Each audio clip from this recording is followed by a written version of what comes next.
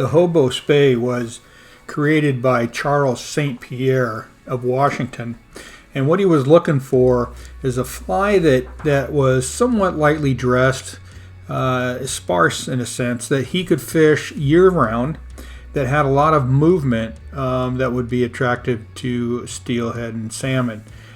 And if you see the Lady Amherst, the tinsel, the marabou, and the Guinea inside, it provides a lot of movement, a lot of action, but yet it's still somewhat lightly dressed, so it sinks easily, makes it easy to cast.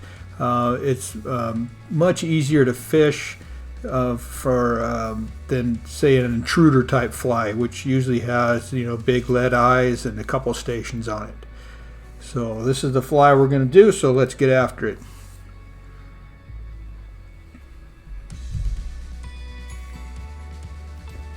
What we're going to be using today is a 25 millimeter Waddington shank, and we're going to put it in, and you notice that the eye and the return are offset, so I'm going to rotate. Actually, I'm going to put this in the other way so I can rotate the vise, and this makes it just a little more traditional for me to tie. It just kind of keeps me straight as I'm tying this with a hook eye up like I would normally tie. All right, we're going to use for a trailing hook, it's going to be a number 2 Octopus hook, and I've got some 30-pound Fireline here. This 30-pound Fireline, and we'll thread it through the eye here.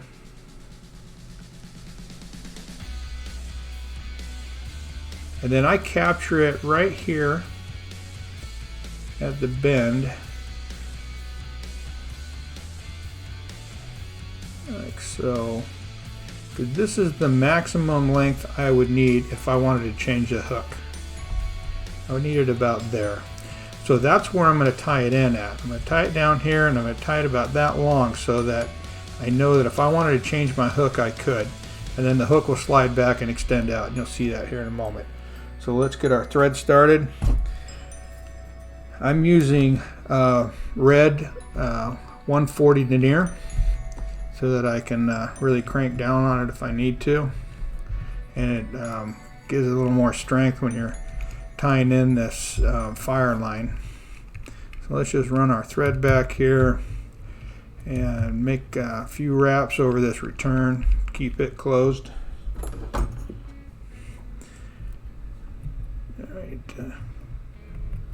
Get rid of that excess there. Alright, now we're going to take this, and as I said, this is about how long we want it, so we're going to tie it in here. We'll tie it right on top. In fact, I'll turn it over so that it rides hook side up. I'll tie it right about in there. So I'm just going to make just a couple wraps just to hold it there for a second. Then I can slide this hook back. Now that I know where I have that positioned where I want, we'll put that back on when we're done. Alright, about halfway there. Now I'm going to take and run these through the eye of the shank and pull them back so it's doubled over to give a little more strength. We'll bang this down nice and tight. Now when you're going to cut the excess off on this Fireline, you need to find an old pair of scissors, or maybe your hair scissors or something, or the ones you used to cut the hair off your sister's Barbie dolls. And come in here and cut those. Do not use your good scissors for that, because this is some pretty tough stuff. So let's go back here to the rear again. Alright, and we're going to make a dubbing loop.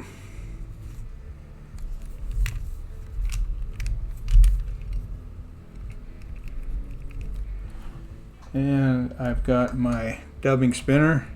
I'm going to set down at the bottom of the loop and let it hang there.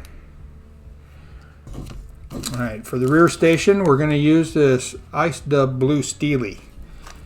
And we're gonna, if you look at this, you know, ice dub comes in a lot of different forms, and you notice how, look how long those fibers are, right? A lot of ice dub has got little bitty short fibers, but one of the nice things about this is we're going to create kind of a little veil with this.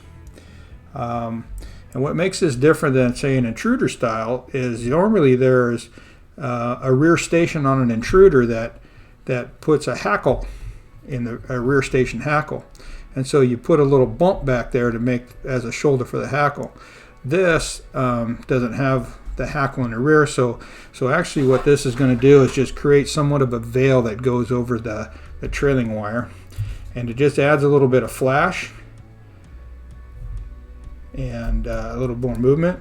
So now that I've got that spun, you notice how that all kind of spun up inside itself. We're going to take the bodkin and we're going to pick this out. Just grab in there, just kind of pick it out a little bit, and you're going to end up losing some fibers, but that's okay. We got quite a few in there. All right, so now I've got a nice bushy bunch, and we'll fold all these back. So we go to wrap it.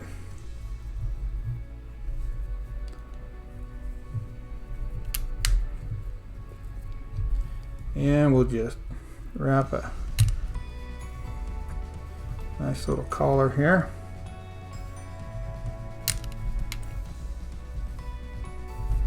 Keep brushing those back.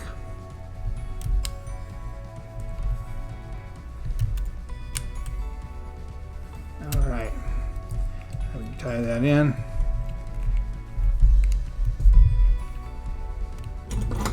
And snip off that loop.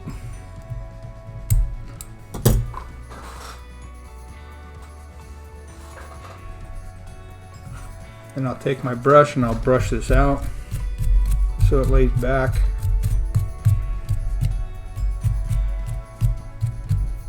Like so.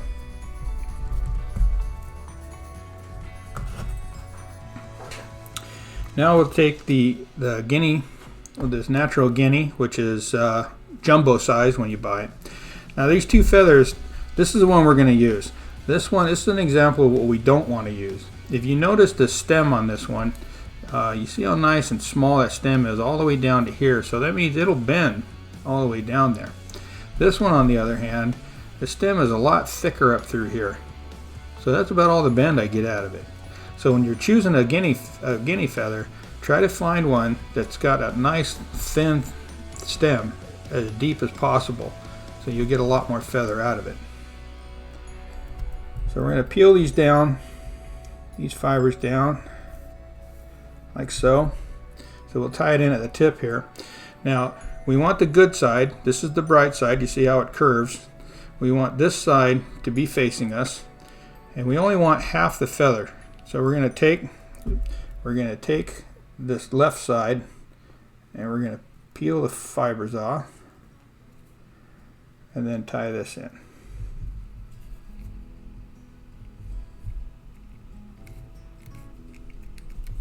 Like so. And cut this tip off. And bring our thread back here so we can dub our body. Now for the body, I'm going to use this ice dub, and this is Wicked Black, but you can use just about any black dubbing.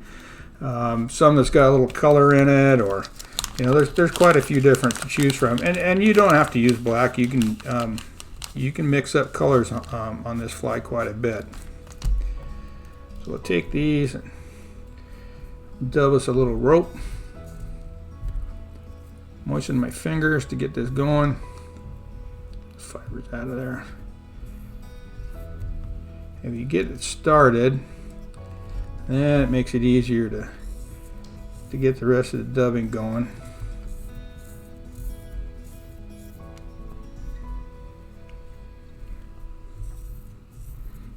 Just keep tightening it up as you go.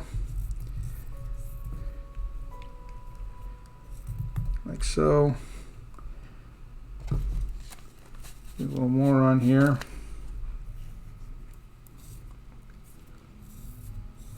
It could have easily also done a dubbing loop, And we could have dubbed this on here, made it a little bushier if we wanted to, but we'll be all right here.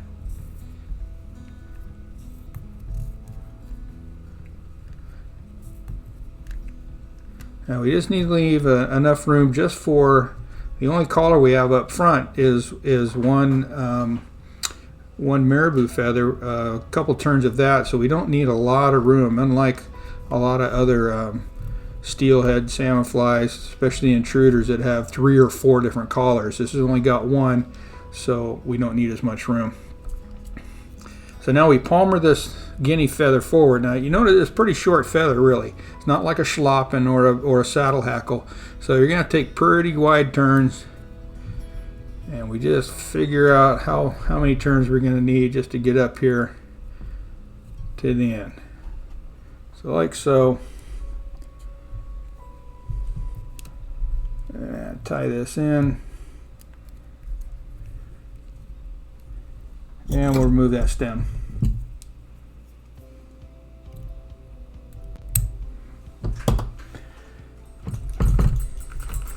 And I'll take the brush now, and I'm going to brush this again. So it separates all the fibers of that guinea. So it makes it looks a lot better that way. Okay.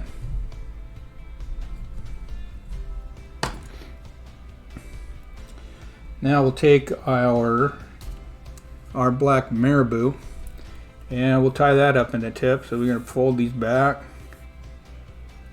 and I moisten my fingers just a little bit, so this just makes it easier for me to tie this in if I can kind of get all those under control. And cut that excess off. Then I'm gonna take my scissors. We'll try that again.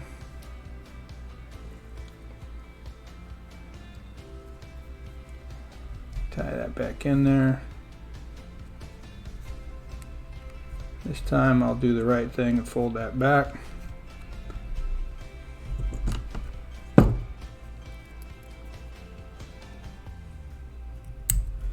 Okay, and now I will take my scissors and I'll run it along the stem here, and it helps these fibers to fold back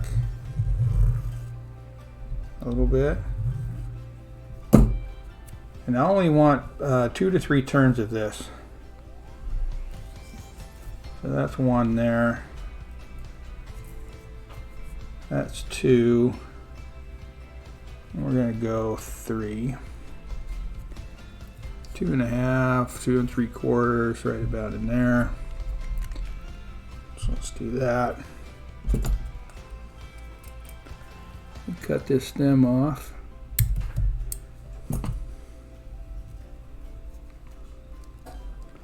Clean that up just a little bit.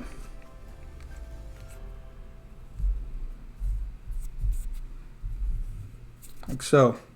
Now you notice you end up with a lot of hackle left over, because this is black Spey type marabou. So they're really long plumes. So you want to keep these, save them somewhere, because these are great woolly bugger tails. All right, you get a lot of woolly buggers out of these. So don't throw these away. All right, now we're going to take some Krystal flash. This is purple Krystal flash. So we're going to take 3 fibers of this, and we're going to capture them in here.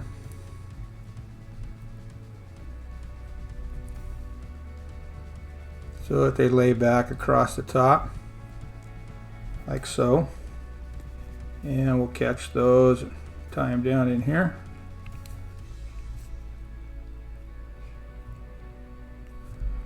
Just like that.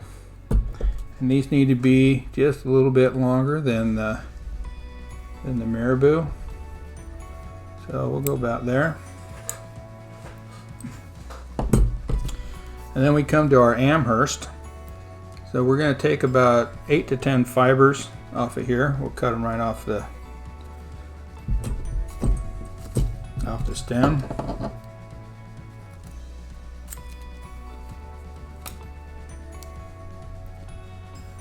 And we'll take 2 of the fibers as we pick them out here. And we want the natural curve to go down, and we'll put them right up here on top.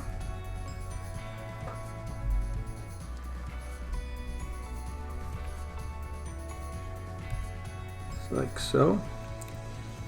Use that bob and a little clockwise turn there so it cords up. And then we're going to turn it so now I'm underneath. And I'll take 2 more.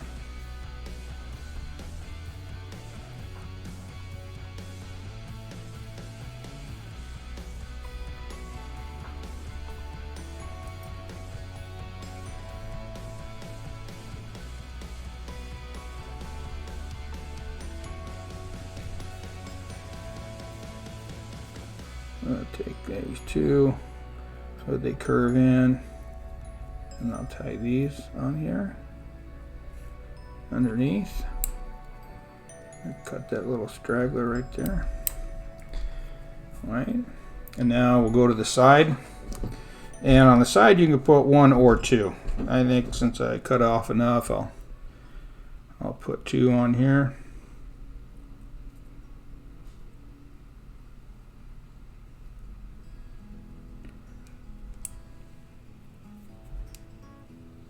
Okay, get these lined up a little better.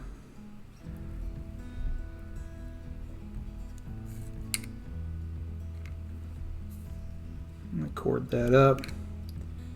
Go. These need to turn a little bit.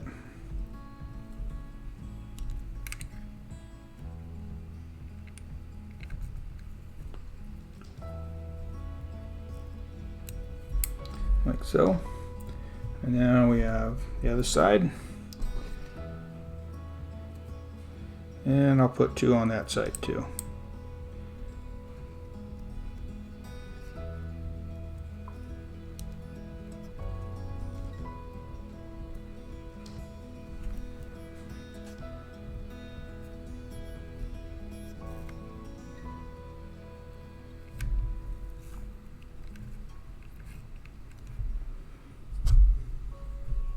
Okay, now it's just a matter of cleaning up the head, whip finish, and then I'll put some UV on the head.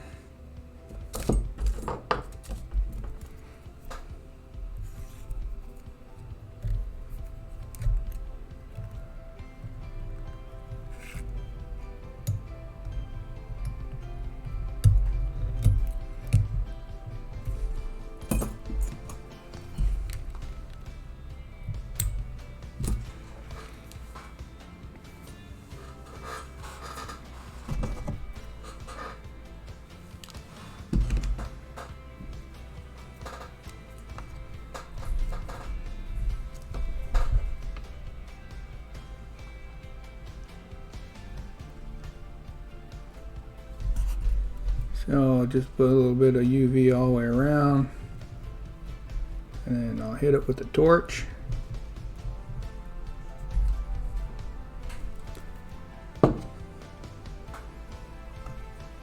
Put the cap back on my UV so I don't seal that up with the ultraviolet light.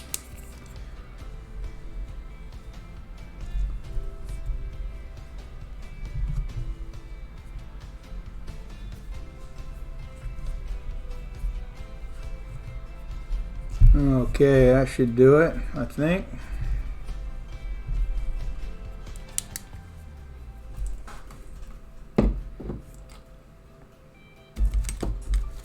And then I'll take my brush and I'll just give it another good brushing. I've got that UV on there.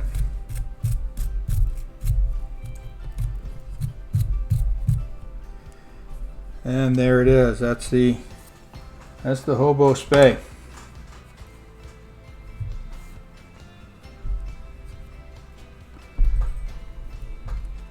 Get this hook put back in.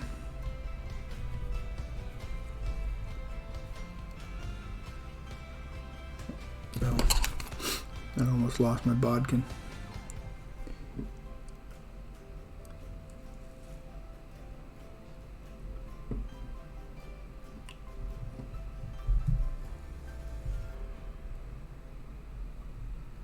This is really challenging when you're on the river and your fingers are cold.